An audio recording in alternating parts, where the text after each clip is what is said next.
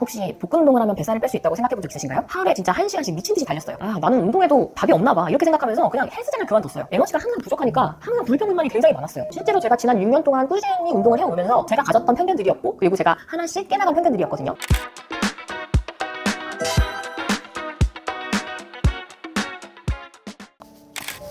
하나, 둘, 셋.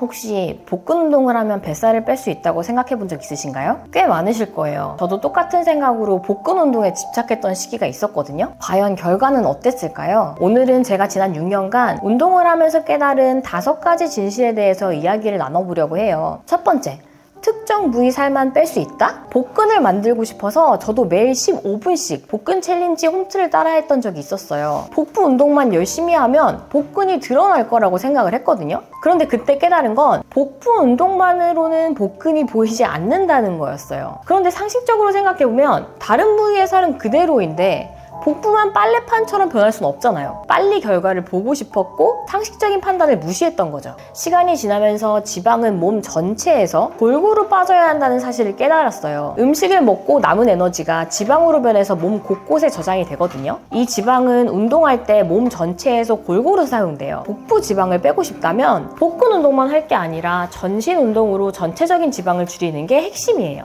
두 번째, 운동은 항상 강도 높게 해야 한다? 둘째 출산 후에 저도 처음 PT를 받았을 때 하루에 2시간씩 고강도 운동을 했었어요. 바디 프로필을 준비하고 있었으니까 운동 강도와 시간을 무조건 채워야 한다는 강박이 있었거든요. 그런데 그렇게 몇 달을 지내고 나니까 어느 순간 제 몸이 너무 지치는 거예요. 운동이 즐겁지도 않았고 운동을 가는 것 자체가 굉장히 부담이 됐어요. 결국에는 일주일에 딱 한 번 PT만 유지하면서 운동을 쭉 쉬었어요. 그렇게 제가 6개월 정도 운태기를 보내고 나서 몸이 다시 안 좋아지는 걸 느끼고 정신을 차리게 되더라고요. 그 이후로는 운동 목표를 1시간 근력 운동에서 그냥 헬스장 가기로 바꿨어요. 목표를 낮추고 나니까 부담이 사라졌고 다시 운동의 즐거움을 찾을 수 있었어요. 그리고 그때서야 깨달았어요. 아, 운동은 꾸준함이 중요한 거구나. 고강도 운동만이 답이 아니라 목표를 낮추고 나니까 부담이 사라지고 다시 운동의 즐거움을 찾을 수 있었어요. 고강도 운동만이 답이 아니라 적당한 강도로 꾸준히 운동하는 게 훨씬 더 효과적이라는 연구 결과도 있어요, 여러분. 그러니까 고강도 운동에 집착하기보다는 오늘 하루 헬스장에 다녀왔다면 그런 자신을 더 칭찬해주세요. 세 번째,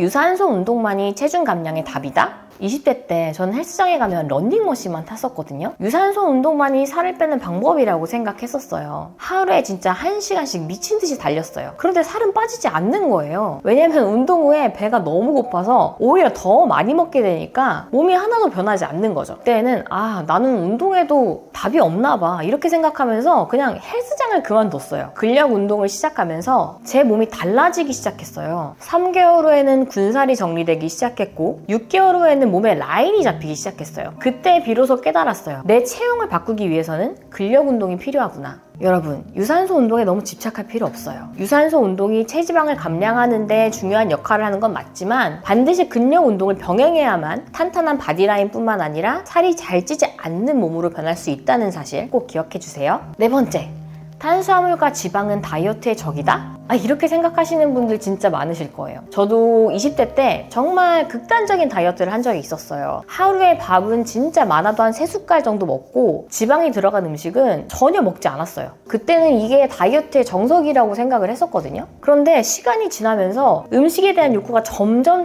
커지는 거예요. 에너지가 항상 부족하니까 항상 불평불만이 굉장히 많았어요. 그리고 결국에는 이게 입 터짐이 오고 폭식으로 이어지더라고요. 그래서 탄수화물과 지방을 멀리했을 때 제 몸과 마음은 오히려 완전히 지쳐있을 때가 많았어요. 그런데 둘째를 출산하고 나서 트레이너의 도움을 받아서 본격적으로 식단을 관리하면서 음식에 대한 생각들이 굉장히 많이 달라졌거든요. 먼저 탄수화물과 지방이 우리 몸에 필요한 굉장히 중요한 영양소라는 걸 깨달았어요. 운동을 열심히 할 때일수록 적당한 양의 탄수화물을 섭취해줘서 필요한 에너지원을 만들어줘야 되고 건강한 지방을 섭취해줘서 우리 몸을 에너지가 넘치게 만들어줘야 된다는 걸 깨달았어요. 그리고 제가 이 음식에 대한 생각들이 많이 달라지기 시작하면서 영양소에 대한 책들을 꾸준히 읽고 있거든요. 그 이후부터는 탄수화물과 지방에 대한 편견이 많이 깨지면서 최근에는 탄수화물, 단백질, 지방 모두 골고루 섭취하면서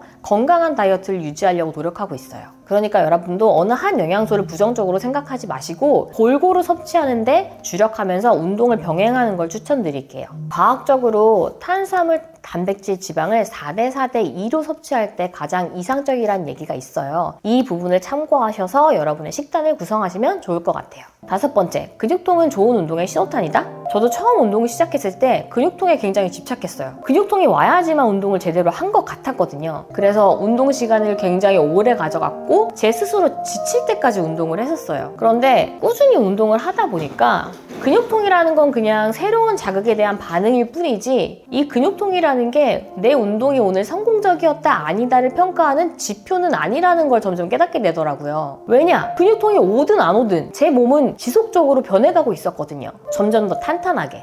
그래서 저는 이제 더 이상 무리하지 않고 그냥 적당한 강도로 꾸준히 운동할 수 있는 방법으로 계속해서 운동을 하고 있어요. 중요한 건 근육통이 아니라 내 몸에 받는 방식으로 꾸준히 운동을 지속하는 거. 지속 가능한 운동을 한다는 게 굉장히 중요한 것 같아요. 여러분도 근육통에 집착하지 마시고 오늘 하루 내가 건강하게 운동할 수 있는 방법으로 운동을 했다면 충분히 칭찬해 주시고 또 내일 운동을 준비하시면 좋을 것 같아요. 오늘 운동에 대한 5가지 편견들은 실제로 제가 지난 6년 동안 꾸준히 운동을 해오면서 제가 가졌던 편견들이었고 그리고 제가 하나씩 깨나간 편견들이었거든요. 저는 지난 6년간 이런 여러 가지 시행착오를 겪으면서 운동을 해왔지만 여러분들은 조금 더 빨리 이런 오해들을 깨고 조금 더 편하게 운동했으면 하는 바람에서 오늘의 주제를 준비해봤어요. 여러분도 오늘 이야기한 5가지 진실을 꼭 기억해 주시고 항상 지속 가능한 방법으로 즐겁게 운동할 수 있는 방법으로 운동을 하시기를 권장드릴게요.